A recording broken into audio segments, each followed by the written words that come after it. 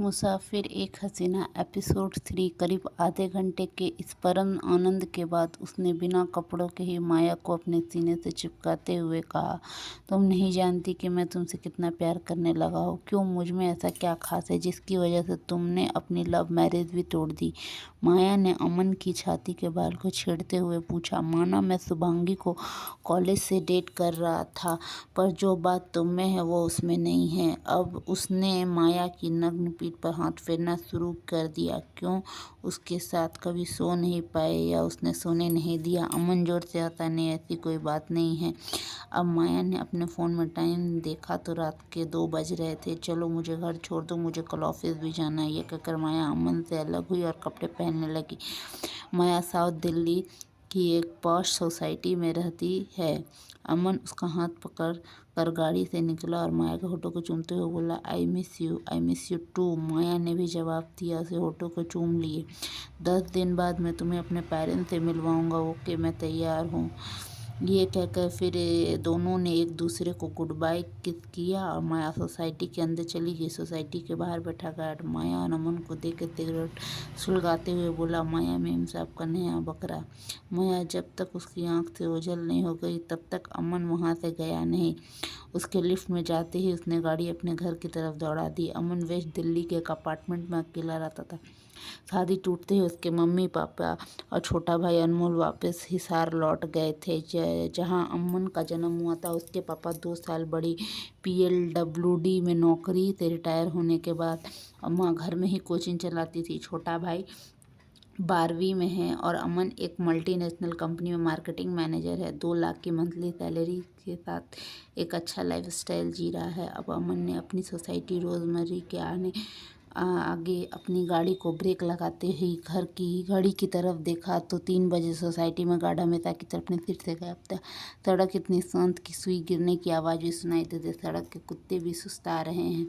अब वो गाड़ी से निकलने वाला ही था, बोला उसके पीछे वाली सीट पर कोई है। उसने अपने मिरर में देखा तो एक काला साया नजर आया। कौन है, कहते हुए से हुआ तो उसके तरफ एक चीख निकल गई। गली के सोते कुत्ते भी जाकर भौंकते हुए अमन की गाड़ी की तरफ बढ़ने लगे।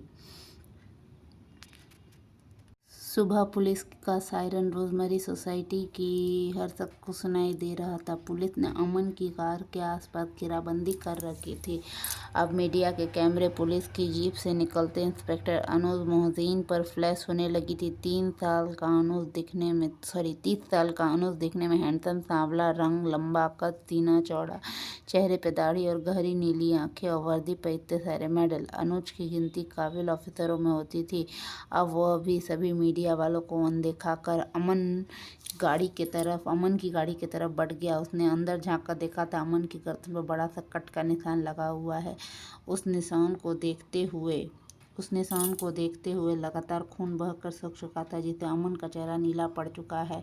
उसके पास एक हरे रंग का पेन गिरा हुआ है। तभी अनुज की नज़र गाड़ी के शीशे पर गई, जिस खून पर लिखा था, बेवफा की सजा मौत है। ये पढ़कर अनुज का चेहरा गंभीर हो गया। तभी सब इंस्पेक्टर यश ने उसके पास आकर बोला, सर, सुबह के 3 बजे के आसपास का मर्डर हुआ। यह लाश को फॉरेंसिक जांच के लिए भेज दो और जो कुछ भी गाड़ी से मिलता है उसे लेकर स्टेशन पहुंचो। ये कहकर जैसे ही अनुज अपनी गाड़ी की तरफ बढ़ा, रिपोर्टर्स ने उसे सवालों की बौछार कर दी। सर, क्या ये उसी सीरियल किलर का काम है? देखिए, कुछ तो कहा नहीं जा सकता है, लेकिन सर, इस विक्टिम की गाड़ी पर भी यही लिखा है जो बाकी 2 मरने वालों की गाड़ी पे लिखा था। No comments. ये कहकर अनुज ने आंखों में सेट्स लगाए और कांस्टेबल सुनील वहां से गाड़ी भगा कर ले गया। जब वो पुलिस हेडक्वार्टर पहुंचा तो सीधा पुलिस कमिश्नर PC गुप्ता के केबिन की तरफ चला। राणा की नजरें टीवी पे फ्लैश होती न्यूज़ पर है। उन्होंने अनुज को देखते ही टीवी बंद किया और उसे बैठने का इशारा किया। सर, आपने बुलाया? अनुज, ये काम भी उसी सीरियल किलर का है सर। लग तो रहा है वही मर्डर वेपन, वही पेन है। गाड़ी पे लिखा है बेवफाई की सजा मौत है। कमिश्नर ने गहरी सांस लेते हुए कहा, देखो अनुज, 3 महीने में ये तीसरा मर्डर है। मुझे बहुत प्रेशर है सर, मैं समझ सकता हूँ। समझने समझाने का टाइम बीत चुका है। मुझे तुम्हारी काबिलियत पर पूरा भरोसा है, पर हाई कमीशन ने अब क्राइम ब्रांच के अश्विन राणा को केस सौंप दिया है। सर, आप मुझे इस केस से हटा रहे नहीं, पर अश्विन भी तुम्हारे साथ इस केस में रहेगा। आज शाम वह दिल्ली पहुंच रहा है। अनुज ने यह सुनकर मुंह बना लिया तो वह बोले, वह मुंबई के सीरियल किलर देवेन को पकड़ चुका है, जो किशोर लड़कों को टारगेट करता था। इसीलिए इस केस में हमें उसकी ज़रूरत है। लेकिन सर, वो तो किसी माफिया डॉन को पकड़ने में लगा है। ऐसे वो इस केस को कैसे हैंडल कर पाएगा? ऑफ कोर्स उस माफिया को भी दिल्ली में छुपे होने की खबर है, और अश्विन के लिए दोनों केस हैंडल करने कोई बड़ी बात नहीं है। अनुज अब ओके कहकर वहां से निकल गया। जीप में उसे किसी गहरी सोच में डुबाकर यश ने टोका, सर, कमिश्नर ने क्या कहा? अश्विन आ रहा है सर। वो तो खुद ही अपने आप में सीरियल किलर है। सुना है हर लड़की उसके किलर लुक्स पर फिदा हो जाती है।